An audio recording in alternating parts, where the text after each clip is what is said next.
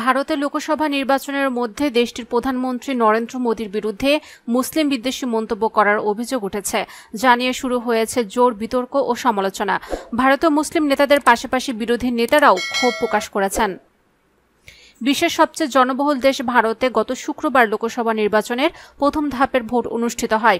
দ্বিতীয় ধাপে 13 রাজ্যের 89টি লোকসভা আসনের ভোট গ্রহণ হবে আগামী 26 এপ্রিল। প্রথম দফার ভোটের পরদিন থেকে শুরু হয় দ্বিতীয় দফার ভোটের প্রচার। বিজেপি, কংগ্রেস, তৃণমূল সহ রাজনৈতিক দলগুলো শেষ মুহূর্তে ভোটারদের মন জয়ে মরিয়া চেষ্টা চালাচ্ছেন। গত রোববার রাজস্থান রাজ্যের বাঁশবাড়া কেন্দ্রে বিজেপির এক নির্বাচনী জনসভায় অংশ নেন প্রধানমন্ত্রী নরেন্দ্র মোদী। ওই জনসভায় তিনি মুসলিম বিদ্বেষী মন্তব্য করেছেন বলে অভিযোগ বিরোধীদের। বিরোধীরা বলেছেন, লোকসভার প্রথম দফায় ভোটের হার আশানুরূপ না হওয়ায় মোদী সরাসরি ধর্মীয় মেরুকরণের পথে হাঁটলেন।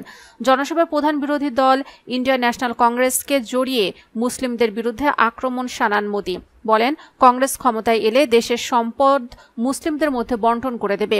হিন্দুদের পারিবারিক সোনা রূপার সঙ্গে বিবাহিত নারীদের গলায় পড়া পবিত্র মঙ্গলসূত্র পর্যন্ত তারা কেড়ে নিয়ে বাটোয়ারা করে দেবে। ওই মন্তব্যে মোদী মুসলিম শব্দটি সরাসরি উল্লেখ করেন। এছাড়াও অনুপ্রবেশকারী ও যারা অনেক সন্তান জন্ম দেয় এমন দুটি শব্দ ও শব্দগুচ্ছ ব্যবহার করেন তিনি।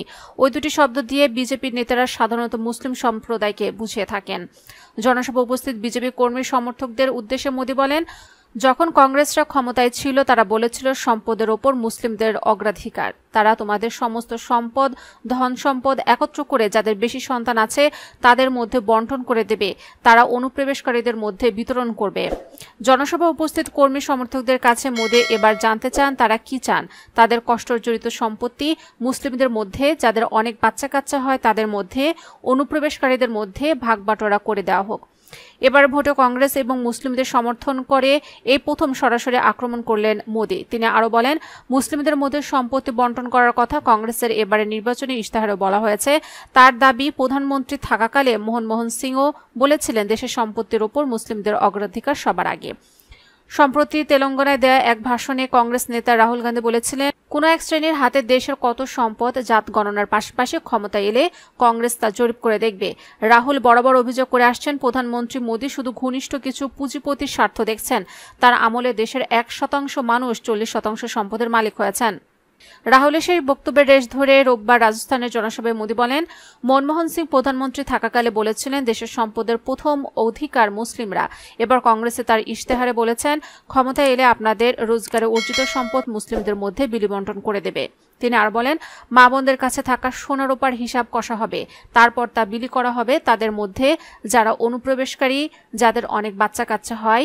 মা বোনদের মঙ্গলসূত্র তাদের হাত থেকে রেহাই পাবে না। কংগ্রেসের ভাবনাকে ডাকাতদের মনোবৃত্তির সঙ্গে তুলনা করে উপস্থিত কর্মী সমর্থকদের কাছে তিনি জানতে চান তারা তা মেনে নেবে কিনা। মোদীর কথা, আপনারা কি মনে করেন আপনাদের কষ্টার্জিত অর্থ অনুপ্রবেশকারীদের দেওয়া উচিত? আপনারা কি তা মেনে নেবেন?